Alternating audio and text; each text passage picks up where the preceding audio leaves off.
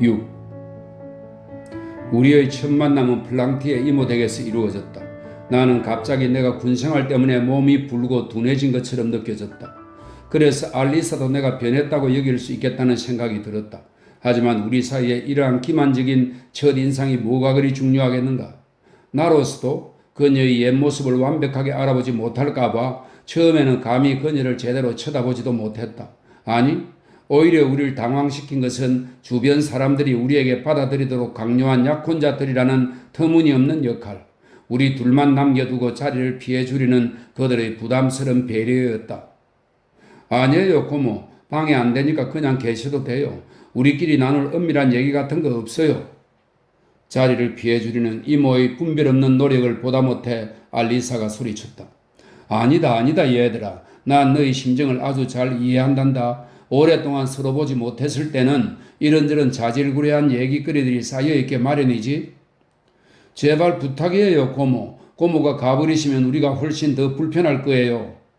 알리사가 거의 화가 난 어조로 그녀의 목소리가 맞나 싶을 정도로 격앙된 어조로 말했다.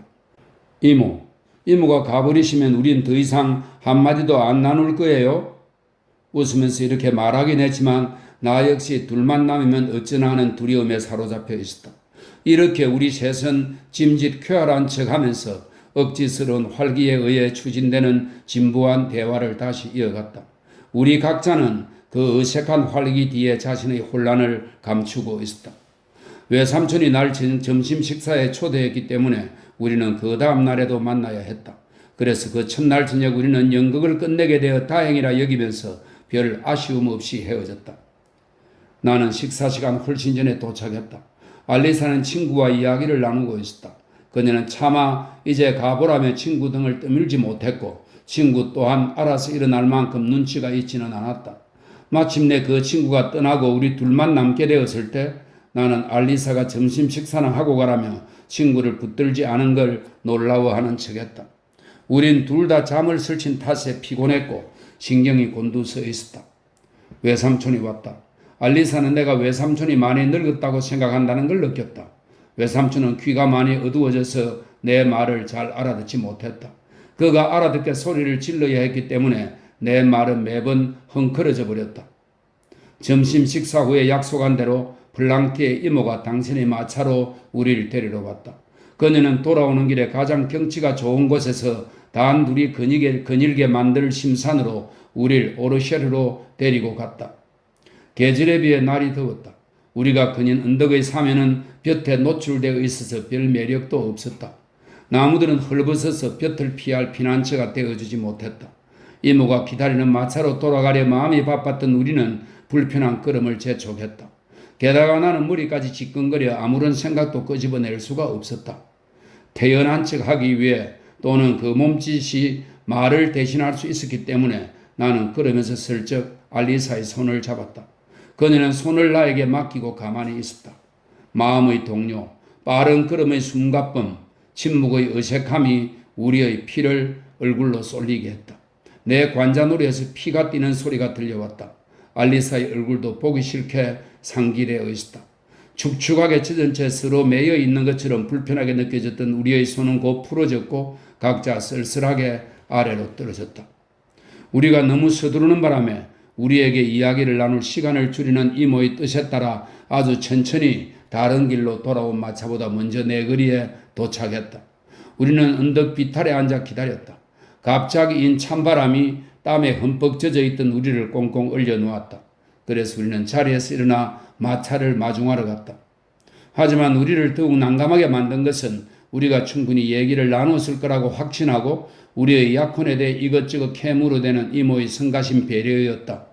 그것을 견딜 수 없었던 알리사는 눈물이 그렁그렁한 눈으로 머리가 몹시 아프다는 핑계를 댔다. 귀가는 침묵 속에서 마무리되었다. 다음 날 감기 몸살이 들어 온몸이 쑤시는 상태로 잠에서 깨어난 나는 몸이 너무 안 좋아 오후가 되었어야 외삼촌 댁에 가기로 마음먹었다. 운 나쁘게도 알리사는 혼자가 아니었다. 벨리시 이모의 손녀 중 하나인 마들렌 플랑티에가 와 있었다. 알리사가 그 아이와 자주 이야기를 나눈다는 건 나도 알고 있었다.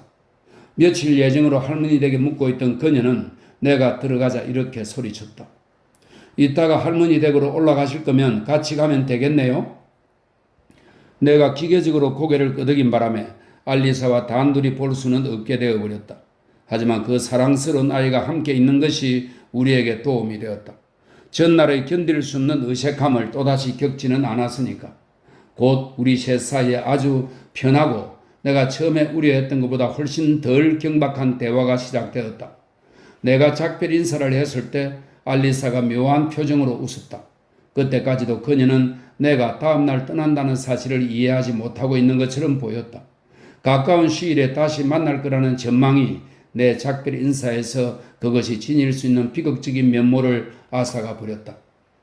하지만 저녁 식사 후에 나는 막연한 불안감에 떠밀려 다시 시내로 내려갔다. 1시간가량 이리저리 헤매다가 또다시 외삼촌 댁 초인종을 누르기로 마음먹었다.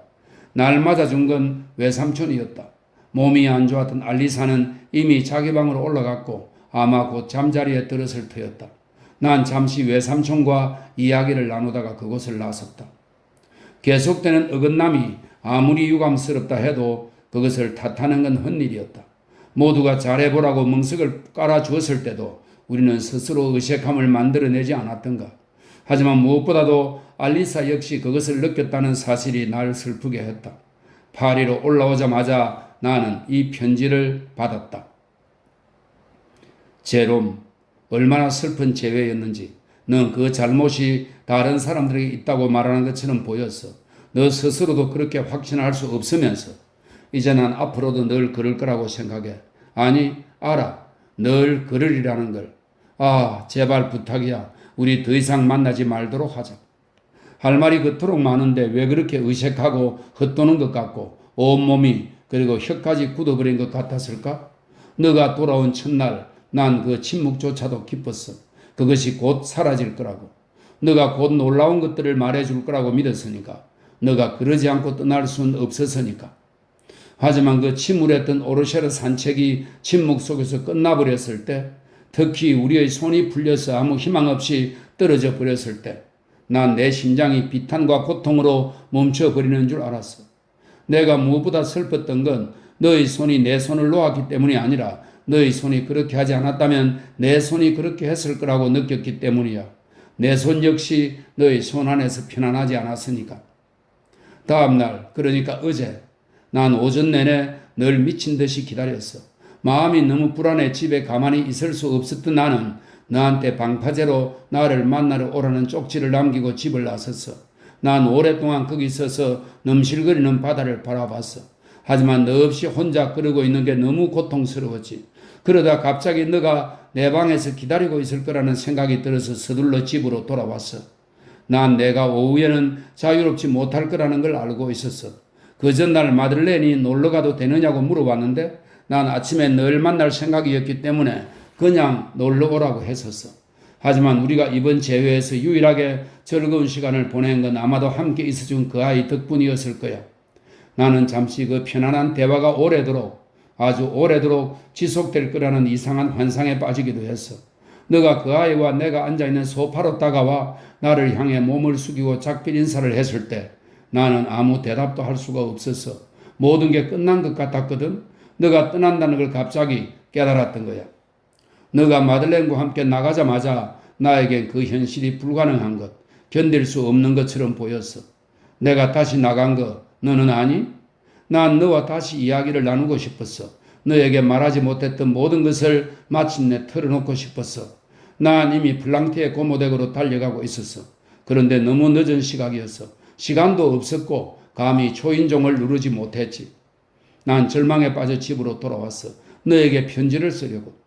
더 이상 너에게 편지를 쓰고 싶지 않다는 이별의 편지를.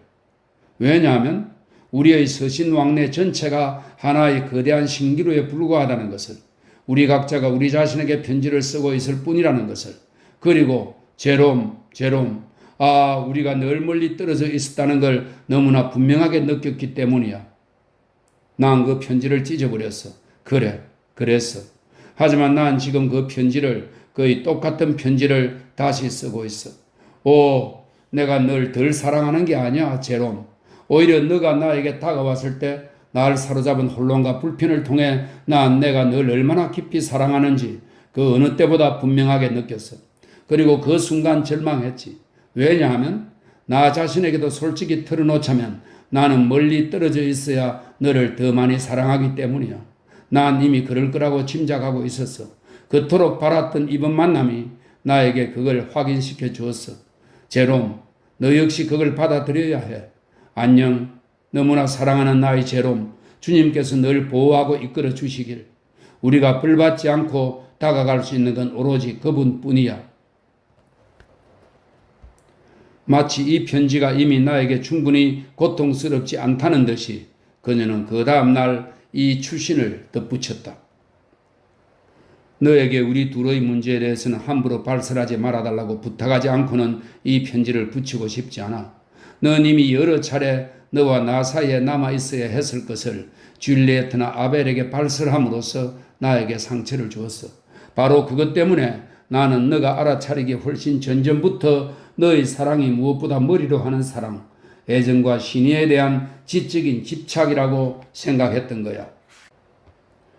내가 아벨에게 편지를 보여주지 않을까 하는 염려가 이 추신을 쓰게 했을 거라는 데에는 의심의 여지가 없었다. 도대체 어떠한 불신이 가져온 통찰력이 그녀를 이토록 경계하게 만들었을까? 최근에 내가 한 말에서 아벨이 한 충고의 흔적을 보기라도 했던 것일까? 나는 이제 아벨과는 큰 거리감을 느끼고 있었다. 우리는 점점 멀어지는 두 길을 따라가고 있었다. 내 슬픔의 고통스러운 짐을 나 혼자 지라고 가르치기 위해서라면 이런 권고는 불필요한 것이었다. 뒤이은 사흘은 오로지 나의 탄식으로만 채워졌다. 나는 알리사에게 답장을 쓰고 싶었다. 하지만 자칫 너무 다급한 논쟁, 너무 격렬한 항의, 툭 튀어나온 서툰 말 한마디로 우리의 상처를 치유할 수 없을 정도로 악화시킬까봐 두려웠다. 나는 내 사랑이 몸부림치는 편지를 쓰고 또 고쳤었다. 내가 마침내 보내기로 결심한 편지의 사본, 눈물로 씻긴 이 종이장을 다시 읽으면 지금도 눈물이 난다. 알리사, 제발 나를, 우리 둘을 불쌍히 여겨.